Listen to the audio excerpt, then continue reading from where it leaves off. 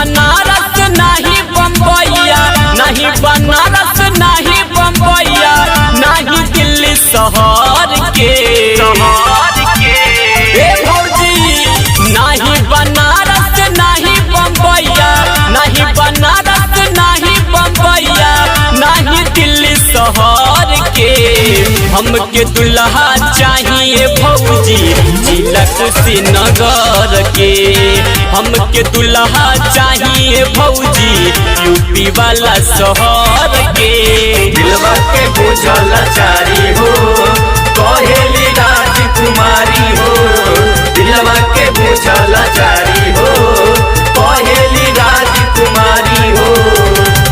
कुशीनगर के लड़का से प्यार करेली, कुशीनगर के लड़का से प्यार करेली। Recording by Ansika Studio, Ramkola।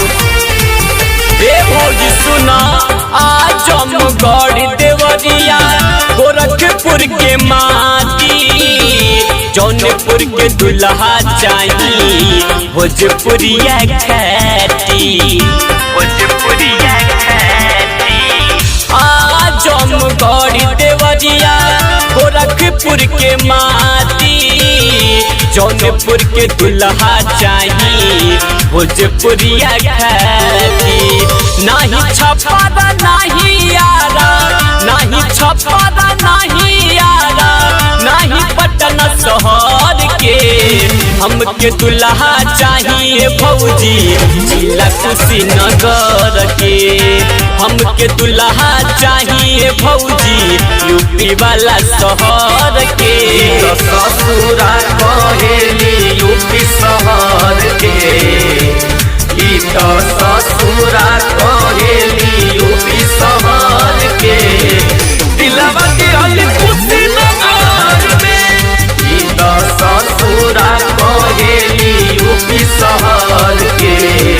दिलवा के हल कुशीनगर में।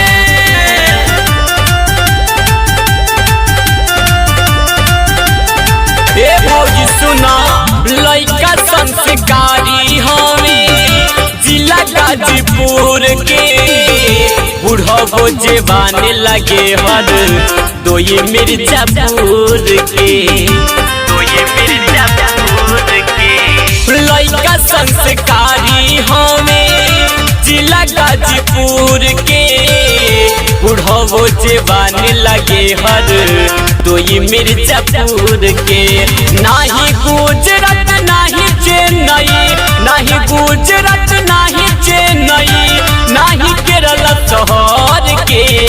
हमके दुल्हा चाहिए भौजी जिला कुशीनगर के। हमके दुल्हा चाहिए भौजी यूपी वाला शहर के। जाने कितना जिला के ठुकरौले बाड़ी, जाने कितना जिला के ठुकरौले बाड़ी। नंबर कुशीनगर में फसौले बाड़ी, नंबर कुशीनगर में फसौले बाड़ी।